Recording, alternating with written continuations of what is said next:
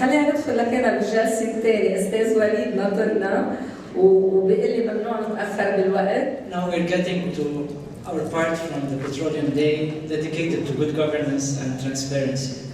When the Petroleum Administration was first established, we were presented by some embassies and some NGOs and civil society telling us about EITI, the Extractive Industries Transparency Initiative. During our first year, we were busy doing the frameworks, the regulations, the licensing round. And once we got all of these approved, we started working with the EITI.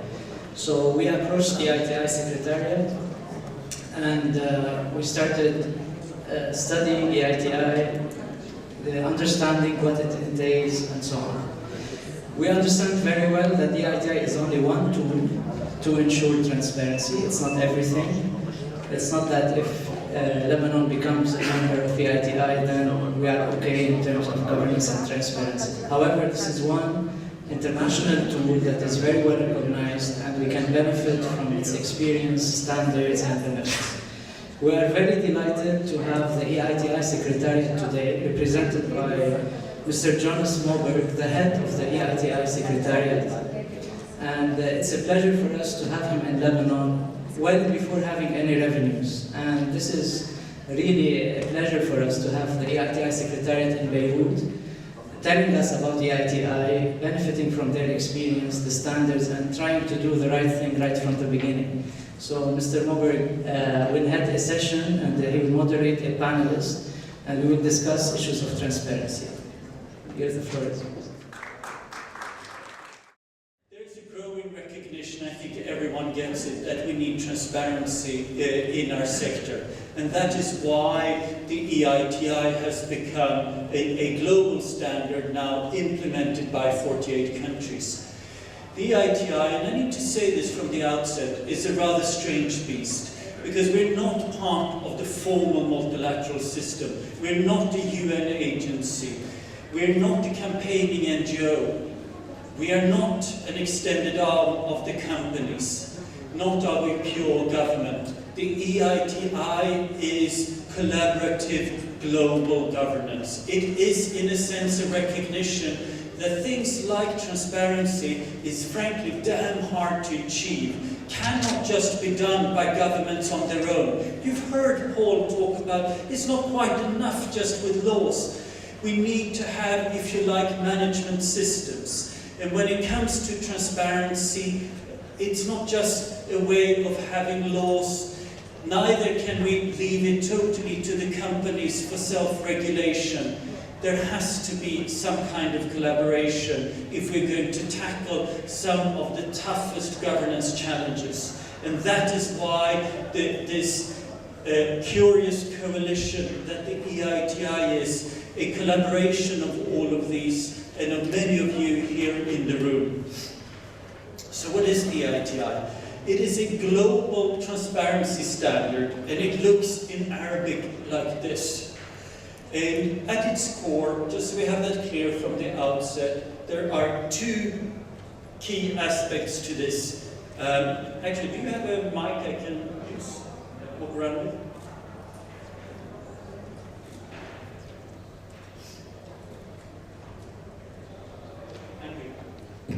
Okay, so here we have a kind of value chain at the top. Imagine that you have the oil and gas under the ground outside the shore on the far left, and then you have a kind of value chain. You sort out licensing phase, production, then money starts to flow to the government, and then government spending, and those little people there to illustrate sustainable development, schools, whatever.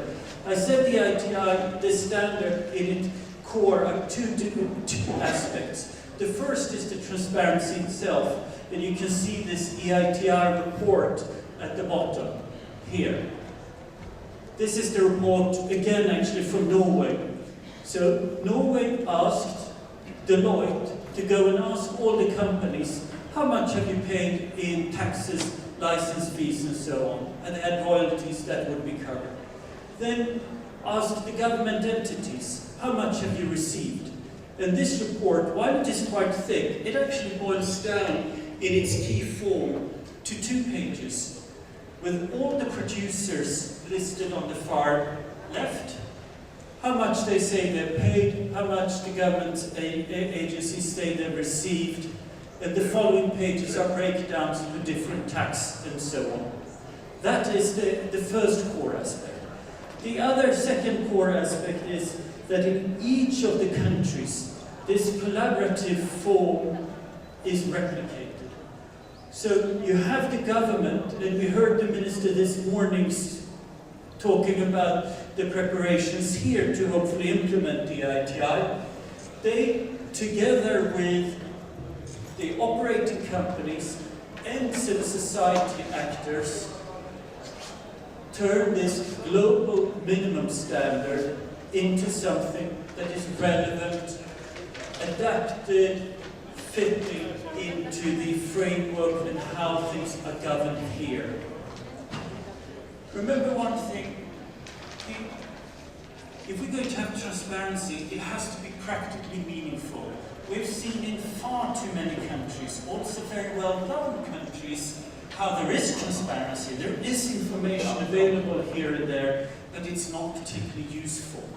And that is why, one of the reasons why it is so important with this, if you like, process element of having a body in the country that makes sure that this is done properly. Now there's a lot of other text here of things that you can't see, and it doesn't matter a great deal, but I can tell you a little bit anyway. So, about 2 years ago, the EITI had been around for a while, about 20 countries. These reports started to flow. We hit 100 of these reports. We were approaching $1 trillion worth of dollars. It seemed to work. But I think there was a growing recognition that expectations were changing. It wasn't quite good enough. And that is why this standard was adopted. Not by an international body of Norwegians and others, but actually it was approved by, at that time, the 44 implementing countries that said, we want this. We want a new standard that is better. And that new standard that is better includes many of these things that you can't read, where one said, okay, this kind of Deloitte report with a bit of reconciliation, that's a good start, but we need a little bit more. We need to encourage contract transparency. We need some information about the different licenses. We need, if there are big CSR payments, corporate social responsibility and that sort of stuff, may not be so big in many places, but often very politically sensitive, prone to corruption and so on. So one started to include more of those things. And it was that decision by the implementing countries a year and a half ago that the EITI really started to become much more of a platform for reforms in the sector. So why is this then so important? I've so far talked about transparency as an end in itself, as it is something that is just good and needed. Now, we need to reflect just a tiny bit on this. Yes, it is a way to fight corruption. It's like one officer says, the sun is the best disinfectant. Corruption is, transparency is a good way to minimizing the risk for corruption. But transparency is not only about that. And I think that, not least coming back to what the minister spoke about this morning, a really important aspect is this of managing expectations. We see this in countries that have gone from none or very little production to high production. You see how expectations skyrocket, and quite often they are not fulfilled. They might often be impossible to fulfill, making sure that the distrust in not just our politicians, but also how our officials, our systems are managed and governed is further fueled. So therefore, using transparency, using openness to build that trust, to communicate how the sector is governed. Then, of course, there are some other aspects to make sure that the right payments are actually made to contribute to that markets are well functioning. Paul mentioned a very interesting point about high recovery rates at Ecofis. we've actually looked a little bit at recovery rates around the world, and you can see a correlation. If you have good governance, recovery rates, and you have to take away externalities a bit for geology and so on, but there is a link. If there is good governance, recovery rates tend to be higher. If there's good governance, openness, there's better pressure on essentially looking after the national patrimony better. There are greater incentives for more longer-term production that is sustainable in a better way. Also, to attract not just foreign direct investment, but quality foreign direct investment is often a reason for why good bit of transparency. Here's just another EITI report that I show to just illustrate this point of increasingly we need to get much better at using this kind of transparency to build trust, to communicate. These first reports may have been technically very sound, but we were for sure not very good at using it. And to some extent, and I would put a challenge to Laury and our colleagues from civil society, they've been asking, pushing, yearning for improved transparency. What we have today is by no means perfect. We have an awful long way to go in many countries. But we are seeing improvements. It is starting to get better.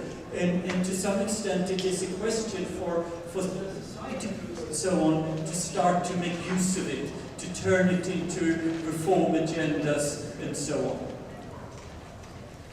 Here is another example of sort of leaflets and things that have followed from EITI reports being used. I said the EITI is a collaboration, and many of our partners are here in the room, up on the stage, but also many of the companies such as Chevron, Shell, Rio Tinto, mining companies, and ENI, and Total, and so on and so forth. Again, their very strong support is based on a recognition that obviously they're long-term investors, they're interested in contributing to such models. The EITI was, in the early stages, very much focused on countries that had really bad governance problems, where corruption indeed was the main reason for doing this often. And then there was a growing recognition in the last 5 years or so that actually there are benefits for all of us in operating openly, transparently, and if we're doing so already, anchoring it in an international process. It's not very expensive for Norway to do this because a lot of their information is available already. And that's why we're also glad that the United States earlier this year became an implementing country, and last week the UK, for example, became the 47th country to commit to the EITI. Here, lastly, I'm going to be quiet soon, but I want to just drive home one point. I mentioned that this is a global minimum standard. My point with this picture is simply that most organizations have a policy to protect their logo. We have a policy, in a sense, to encourage its nationalization. Again, we know that this sort of stuff is dead in the water if it is seen as something imposed from outside. We know that it doesn't work unless it is truly led, driven, done, adapted in country. That is why we show that slide of just making the point that of the 48 countries, almost all of them have taken the name, taken the logo, and turned it into something that makes sense in their context. So that's a very brief introduction to the EITI, at least in theory. And now I turn to you, Mohammed, to ask you whether any of it makes sense in practice. Which has resulted from being part of the EITI family. And if I may start, delivery to the audience, can we start? I would like first to express my honor being here and contributing to the Lebanon Petroleum Day by speaking about a very important and significant issue, which is the trust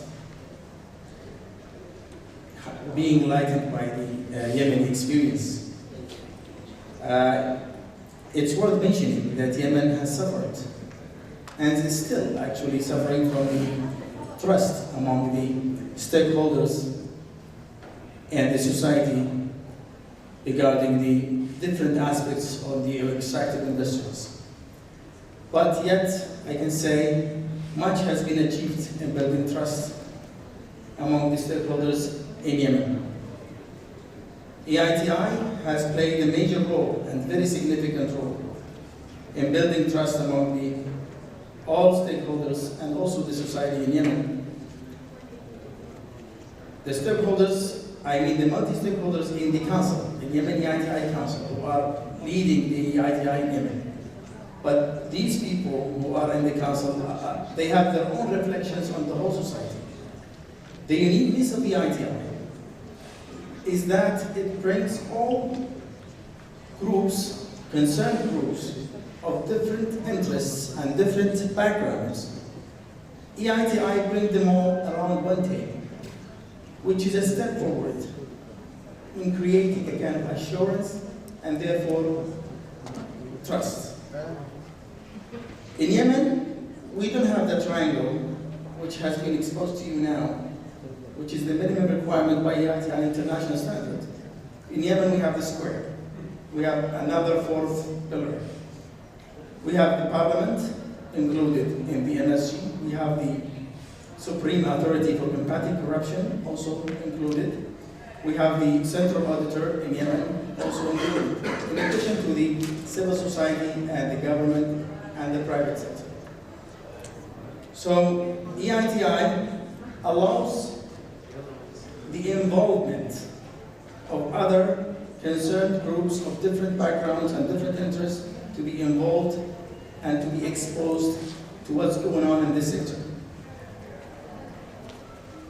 So it has, EITI as an idea, EITI as a mechanism, EITI as an activity, and also EITI as a new standard that has been, issued, contributes much to building trust. Reflections, I can just give you an example about Yemen. We have issued 3 reports. The 4th report is about to be issued now. I can just compare the 1st and the 4th report.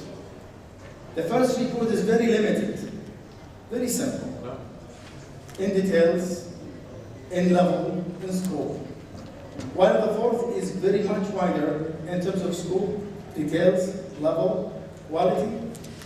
But imagine, for the 1st report, it required us nearly 2 years to reach a consensus, to reach agreement among the community stakeholders and media and society. It was a very big issue in Yemen to agree the scope. Why? Because of lack of trust. But imagine now, this 4th report, which is deeper in details and in level and scope, it required us 2 months or maximally 3 months to approve it. Why? Throughout the past 7 years, we could, communication, sessions, and also, I would like to highlight an issue, civil society and also the society in general. Lack of trust is because of lack of understanding, lack of awareness, lack of, you cannot ask anybody to trust you unless they can see, they can understand. If there's a kind of bogey environment, you will never be able to trust anything in front of you which you can see. So throughout the past the last 7 years, much awareness and understanding which is necessitated by EITI. When you are part of EITI, you have to learn. There are much learning, training, communication, which creates a kind of assurance within the people involved in EITI. So I can just say that EITI bridges all this gap by contributing to the understanding of people and the awareness and the knowledge, and first bringing all these people together around one table. Previously, I myself used to see the civil society accusing and talking about corruption in the oil industry, but they were alone. And the companies used to hear about that, but they cannot approach the civil society. So the EITI gave the chance for these groups to be together and to listen to each other. They used to talk with a high tone with each other, but lately, recently, there's a mutual understanding and the tone of speaking has become a little, there's a kind of trust. Finally, I would like to congratulate Lebanon for their Lebanon Petroleum Day and wish them all best, and would like to tell them my advice that with transparency, they can safely and smoothly move forward. Thank you. Thank you so much, Mohammed. Before we move on, come on, can we have a reality check? Both you and I paint this really rosy picture. What's difficult? I mean, your country is facing some of the worst security issues in the world. Does it really make sense to work on this kind of longer-term reform process? What irritates you most in the work, or what feels least meaningful in it? We have no way but to go on. I mean, we have security issues, we have problems, yes, but there is a kind of awareness that has been created, and EITI is a window for civil society, for the society that we have to catch. So we are keeping on working in EITI and trying to produce reports. Yes, if you can just look at our reports, let's say the fourth report is a reality now. Every report is better than the previous one. We are being developed, in a gradual and yes, slow, but gradually we are progressing and developing. So we cannot stop just because of some security issues. And also, I would like to tell that the reality about the security issues with Yemenis is different from that which is heard by people outside Yemen. So we can assess the reality about the security issues and we can go on. Okay, that's great. We will open the floor later, but before we move on, Tonje, would you like to ask Mohammed anything about the situation and the implementation in Yemen? I would like to ask you, how, in the very beginning, how easy was it to stand up and speak out and say what needed to be said? Did you have the environment to do that in Yemen at that time, or have you developed it? To be frank with you, or to be honest with everybody, that before the EITI comes to Yemen, it was very difficult to speak about these issues. It is like, it used to be said by the head of the Yemeni parliament that it's a red line to speak about any, revenues or anything about EITI, about the extractive industries. But as I told you, the EITI came as a window for us, through which we can see what's going on in the extractive industry, so we have to catch it. We cannot leave it just because of security, conditions. Great, excellent. Let's move on to you, Laury. I want you to say whatever you think is pertinent to our audience today. I understand that you might in particular wish to mention a little bit the so-called feasibility study that has been done here in Lebanon. That's in a sense a kind of preparatory thing where one says, okay, if country A were to implement the EITI, how would that be done? What kind of legal barriers might there be, or legal foundations? What is relevant to look at, and that sort of stuff.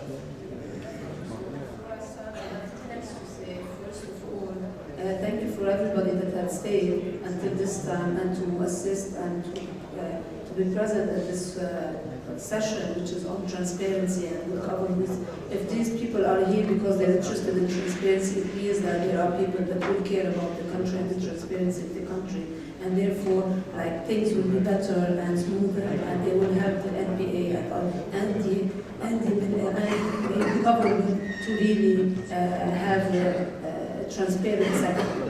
And second, I would like to thank the NPA, and I would like everybody to really join me in congratulating them on all the efforts and the actions that they have been doing along the way, like the openness that they have shown to civil society and the roundtable discussions and the information that they have shared with us and with civil society and with the public, and even now like convening this conference to talk about EITI, even though we don't have production yet and we haven't produced oil or gas, or maybe we might not find anything, but at least they are laying the foundation and the ground, and so this is something to be praised. So I just wanted to point out to this thing, and thank you for convening this conference. The other thing that you're putting a lot of pressure on me, because it seems as if I have to say that if Lebanon is a good candidate to be part of the EITI or not. So, but it's true that we had done a study as NRGI on the preparedness, or if Lebanon is prepared to be a candidate and join the EITI. What we have done actually is like we went through the documents, the legal documents that they do have right now, which are the offshore law, and then the offshore activity law regulations and the pre-qualification degrees. And we have gone through these and compared them to some of the requirements that the EITI requires for a country to join. And based on that, we have come up to some recommendations and to findings and recommendations that I will take you through this. And allow me just to say that we had done our study based on a couple of priority topics to the country, which are allocation of rights, production data, revenue collection, social impact, and revenue management. So, but before everything else, it should be understood by everybody that there are steps for Lebanon to join the EITI, and that's the stand-up requirements. And these are the 4 steps that says first, the public statement should be done by the government saying that they will join the EITI. Today we were like halfway there. The minister had declared something very close to that, but the L.P.A. had denied that this is the official statement, because they were delighted that, okay, we're on track. It is a good step, of course. The L.P.A. is always like forward in these. So there is a need of public statement, government saying that they would want to join the EITI, and then they have to appoint a senior individual that will be the coordinator. And here I would like to play maybe the devil's advocate and say that the composition of the L.P.A. it looks a lot like the country. They were appointed according to their professional background or what. So according to their religion, but this was very creative, and we should say that, and this is something maybe that we should take into consideration and lessons learned when it comes to applying the EITI, that you should take the context and the country context and adapt it to the country. So when this L.P.A. was formed, it was in a creative way, like seeing the situation in the country. If they wouldn't have done this way, we wouldn't have had maybe the L.P.A. because of these political tensions and the struggle of power struggle. So maybe the appointment of the senior official might again have this this challenge, and I'm sure the government will overcome it, since it overcame a bigger issue, which was the appointment of the L.P.A. So this is one to say. Working with civil society and the commitment of the government to work with civil society, this is another important point for the government of Lebanon to join the EITI. And here I would like to say that Lebanon is known for a vibrant civil society that it has, and the collaboration of the L.P.A. with civil society would facilitate that. So it's different than other countries in the region. We don't have the problem of having the CSOs joining this adventure and being part of the decision making and part of the MSG, and this is something to highlight as well when it comes to Lebanon. So that would be easy. It won't have a big, it wouldn't be a big issue of involving civil society. And then there is the work plan that they should have a work plan that will lead to the report that we are talking about, a report that has a lot of information, contextual information about the sector, and has a lot of information about the data production, the production data, and other things that Jonas has mentioned in the presentation. So I won't take a lot of time just to say what, or to go through the study that we have done, but actually just about allocation of rights. 4 things are important in the allocation of rights, and one of them is the license registry. And I was happy to know today that the L.P.A. is working on that, and it was mentioned this morning that they are working on the petroleum registry, which will facilitate having the license registry online to the public. And this is like where you find all the information about all the contracts that were allocated, or the licenses allocated by the government to the companies, and showing them on a map, on a very interactive map, saying that where these are with all the information. So at least the law says that there should be a petroleum registry, and they are working on it now. So at least in this way, they are moving forward with the license registry. When it comes to the allocation, license allocation, the law says what are the steps. And the good thing is that the information should be public, and it is kind of competitive bid, and it is the Council of Ministers who takes the decision. I want to stop on this point about the license allocation, because everything that we have until now is on paper. But one thing that we have in practice is the pre-qualification round, the pre-qualification round. And the pre-qualification round shows positive signs, and there are very good lessons and good practices that we should keep. And one of it is like it was very public, it was known, the criteria was over there, they were published on their website, and then the applicants were known to the public. We knew who was applying for the bids, and then at the end, when the results came out, they were public again on the website. And we knew who were the pre-qualified companies, the operators and the non-operators, and even those who didn't get it, even though it wasn't mentioned by name, but at least there were like justifications why they didn't get it.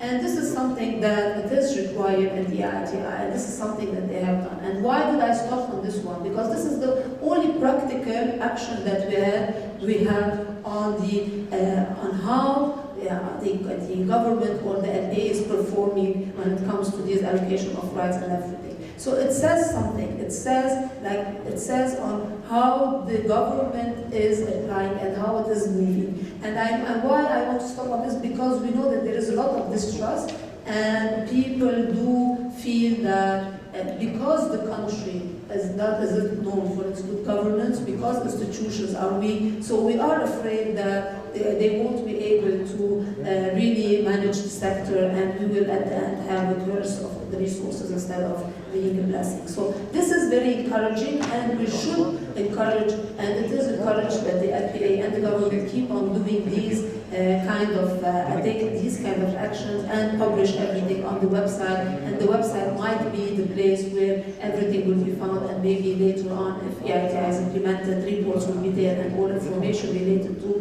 the sector will be there. So this is something very important that I wanted to highlight, and it is highlighted in this study. Other thing is the beneficial ownership. And this is where all Lebanese would be happy if EITI is implemented. Beneficial ownership is something that has come up in the new standard. It wasn't there 10 years ago. And this says a lot about the EITI and the process. It is like we're learning with application, like 10 years after implementing. I have really 2 minutes. Okay. So 10 years after the first maybe countries joining EITI, we've learned a lot, and people and those who have implemented the EITI had their feedback, and they said that there are things missing, and maybe beneficial ownership is one of the things that we want to know more about who owns what, and this is where it has been added to the new standard, and beneficial ownership, it is now encouraged, it is not required, but there are 10 countries, 10 or 12 countries now doing a pilot on it, and in 2016 it will be, I guess, a requirement. What is beneficial ownership? It's to know exactly the people, not companies, not entities, not legal entities. It is about people who own the companies, who have shares in companies. So this is important for Lebanon because this is one issue, and now everybody in Lebanon knows that there are rumors that some of our political leaders own companies, and they are involved, but in different names and different companies. So the beneficial ownership will be something of to encourage maybe the government to move on with the EITI, because it will help us really to get more information and to have like a clearer understanding of who these companies are. And now I'm not talking about the big companies, because I know that operators here are the big companies, and the big companies are already registered, so we know who owns what, we know the shareholders. We are talking about small companies and specifically about the subcontractors, and this is where we will be facing, where beneficial ownership might be very important. When we're subcontracting, and we know in Lebanon we don't have a great procurement system, we know how people get their contracts in the country, so this would be very beneficial, and they will really get, because they have to then, the companies will have to go back and tell the L.P.A. that we have subcontracted these companies, and we have to have to know who owns these companies.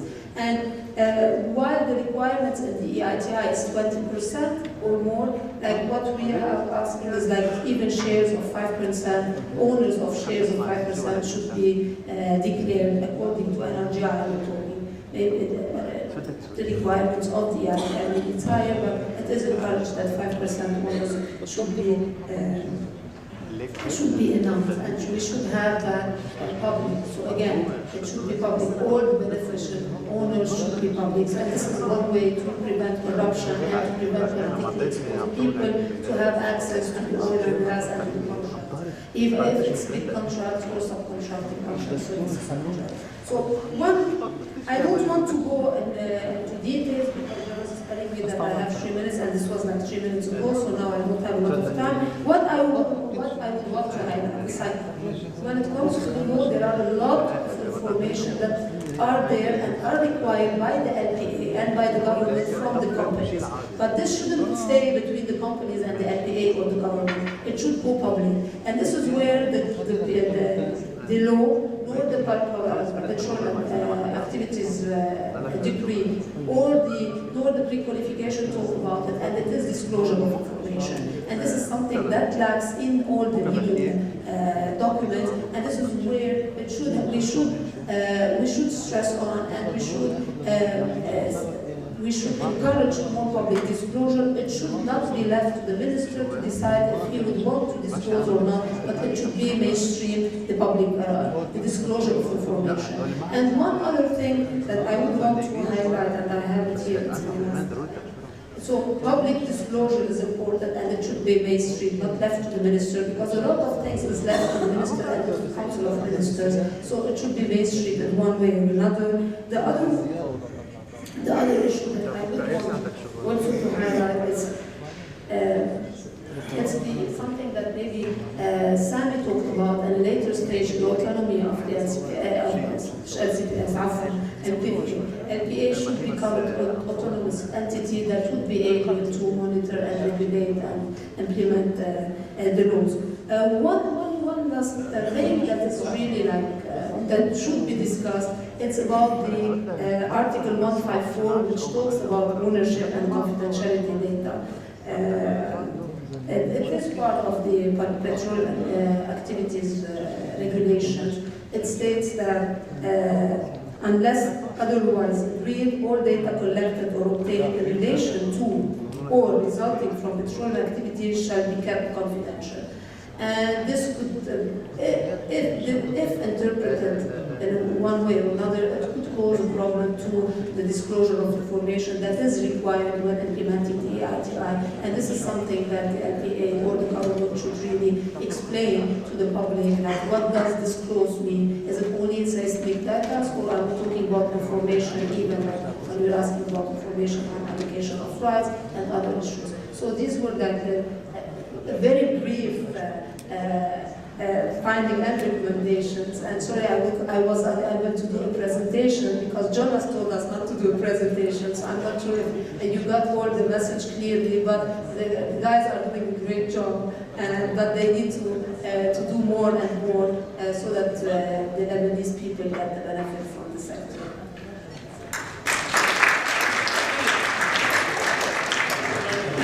That's great, thank you so much for that. What you've spoken from a presentation, and we know that you've done a report. Is that publicly available? Not yet, because it's not final. Okay. Well, we might also need to hear a little bit from the government on some of these points. But once it is final, we'll find it on Natural Resource Governance Institute's website, for sure. That's great. Any quick questions? You're putting words in my mouth. Any quick questions from the others of you before we move on to Tonje? Just a quick question. Jonas mentioned that EITI standard is minimum standard. Where do you sort of envisage that Lebanon is going to end up if implemented on the scale? Minimum or very comprehensive in terms of They should answer that. Okay, we'll go back to maybe Walid after we've heard also from you, Tonje. And I guess from a lawyer working on transparency, we are sort of do-gooders, but it's interesting to have a legal perspective. Yes, certainly, and I'm going to offer only the legal perspective on the issue of contract transparency, which has emerged now as an issue. What is contract transparency? It is quite simply that you publish the contracts that the host country has entered into with the oil companies for carrying out petroleum activities in the country. Now, why is it an issue, you may ask? It sounds quite simple. However, this industry that we work with has a very long tradition of high level of confidentiality. That's what we're facing. Albeit for the last 10-15 years at least, there has been an increasing demand for transparency in the industry. The reason for this might be many, but I just want to highlight from a legal perspective that according to public international law, natural resources of a state is vested in a state on behalf of its people. Now, if the people do not have the access to the information on how those activities are being carried out, on what terms and conditions, how can you monitor whether this management is being good? That's sort of a background starting point. The EITI started, as Jonas said before, as a standard focusing quite concentrated on revenue transparency, but the new standard now also comprises a lot of contextual information that people might need in order to make sense of the hard numbers, as you touched upon. One of these things, one of these elements that are new in the new standard is that contract transparency is encouraged. Now, how would a country, an implementing country, deal with that? They're being encouraged to have contract transparency. In order to sort of take that really to heart, I think we have to look back at a couple of other developments that we have in the international petroleum industry at the moment, again from a legal perspective.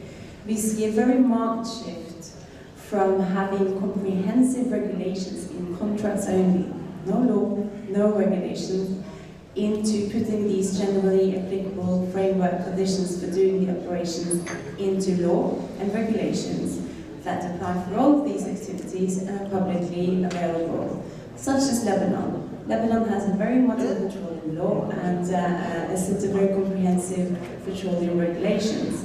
That the content of this law and regulation is actually covering a lot of the aspects that you would, in the olden days, I would say, find in the very thick contracts I mentioned earlier here today, of 150, 200 pages, etc. The other aspect that I would want to highlight when we think about contract transparency is the fact that we also see a shift towards awarding E&P rights through open, competitive and transparent bidding rounds. So the days of where oil company A would just walk into the offices of ministry in country B and sit down and really negotiate from scratch and end up with a, you know, probably quite good contract. Everybody was happy when they left the office, but still, all the terms and conditions for the activities were decided in that room. Those days, I would say, are, if not gone. This is happening less and less. So what do we have then? Yeah, we have the framework conditions that are already out there. When you have an open, transparent bidding round, we will have the bid criteria, the bid elements out, public. You would use a model contract so that the other terms are already set, if these terms are not already set in laws and regulations. So why is contract transparency still desirable then, with that in mind? Because most of the information, quite frankly, in a modern system such as the one that is adopted here in Lebanon is already out there. One of the gentlemen from the E.P.A. was showing a triangle earlier today where you had the policy on the top and then the law and then the regulation, and in that pyramid that altogether sort of makes out the framework conditions, you have the contract. Even though when you use a model contract, there's only a few specific elements in that contract that applies only to the contract only, typically work program, in some countries I've seen expiration periods, production sharing, royalty level, etc., etc. That is still information that you will find in that contract. And that is why, in order to see the entire full picture, to do the monitoring, to see, to check out the level of compliance and the management of the resources, you also require to see the contract.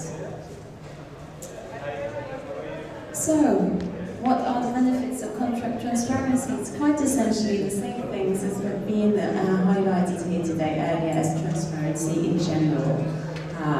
It can promote openness so that you can identify whether there are corrupt practices, mismanagement, incompetencies. You can build trust, as highlighted here by my respected colleague, and also it can really improve the investment climate, because if you have trust in a society, this enhances the chances for stability and at least the perception of the companies, perception of the political risk in that country. So, considering this, considering the benefits of such transparency, why is it still an issue and not just something that is plainly required in the new EITI standard? Obviously, in countries where you have already producing petroleum countries where you have existing contracts, I started out by saying we have a long tradition for confidentiality in this industry, and certainly in most of the PSAs or service contracts or concession agreements, etc., that you find that have been entered into, you will very frequently come upon the confidentiality clause, right? Is that really an obstacle for contract transparency if the parties are interested? Well, again, there are legal options. Parties can always sit back at a table and agree to amend the contracts. You can agree not to enforce it, or you can take it entirely out from the contract. Another thing is that most of the confidentiality clauses I've seen throughout, countries in Africa, Asia, Middle East, etc. There's always, nearly always, an exception from confidentiality if there is a requirement to disclose by law. So that also, I would say, is fixable. In a country where you do not have any existing contracts, then contract transparency can be achieved quite simply by not putting in the confidentiality clause. Sounds quite simple, but at the same time, you could experience some resistance towards that practice. There are arguments to say that the publication of contracts is detrimental to competition amongst the oil companies. There are also some comments saying that there are business secrets in the contracts. I cannot speak, starting with the last issue first, I cannot say anything for all the contracts that have been entered into, you know, or raw times, but I would just say that modern production sharing contracts or upstream E&P contracts, they are quite uniform in their drafting. Actually, when you go through it, you'd be surprised you recognize the headings. It's all about the terms and conditions for carrying out the activities. You will not find anything there, at least to my knowledge, about how the company assesses seismic data, where they want to drill a well, how they want to do that, etc., etc. So that sort of, provided that the contract is drafted in line with modern practices, I'm not quite sure how strong that argument is. As for competition, well, normally a company will bid on a block, and you will adopt a strategy for that block, which is not necessarily going to be repeated in your next bid. And also, we have to remember that we're facing increased involuntary transparency, in the sense that we have the legislation emerging in major jurisdictions whereby companies who are based in countries such as the US, in the EU, Norway, have to report what they pay in foreign countries in terms of taxes. So you have half the story soon out there anyway. Thank you very much. Initially, for any country, there is a kind of standard that any country has to abide by. And companies, civil society, and the government, and any other, constituencies are requested to, I can tell you that the final product is to issue a report that reveals or tells about, the payment of the companies and the receipts from the government, but the depth and the details and the number of flows and the number of companies to be included, there are several issues to be agreed by the NRGI, which are the companies. So the companies and the government and civil society, they sit together and they agree on a certain the scope, the details that should be included in this report, and also they agree on different policies, the communication, and different issues. So whatever is agreed by them is to be implemented, and the report level, scope, and the look is to be decided by these people. That's great. Thank you very much, Mohammed. Last word from you, Tonje. 30 seconds. I think the question was... Do you have a last message you wish to make? Yes, I do. Bring it on then. Our colleague from Norway here, Mr. Bocoum, talked about health and safety in the petroleum industry. How do you achieve that thinking that Mr. Bang was talking about is through building culture? And there was a question over here about how to achieve transparency and fight corruption in a country that's struggling in the beginning. It's the same thing. We need to build a culture. EITI. That's great. Yeah. Laury. Yeah, my word would have been access to information and to communicate. As much as that they can communicate and can give information, this is how they will build the trust of the people. Because once you know what's happening, you will trust this information that's coming up. When there is secrecy and darkness, you will start having this imagination and having these things that you think that they are in your argument. So it is important to be very clear, it is important to be very transparent, and as much as they can, just communicate and communicate and communicate and disclose information. Okay, that's great. Thank you very much. You asked how we're funded. We get a very diverse funding from both governments and to some extent also the private sector. The last word goes to our host, Waleed. First, thanks again for all of you to be here. I would like to reiterate the commitment of the Petroleum Administration and the Minister of Energy and Water towards EITI. This is only our first session, so there's a lot to discuss and a lot to debate with civil society, with the private sector.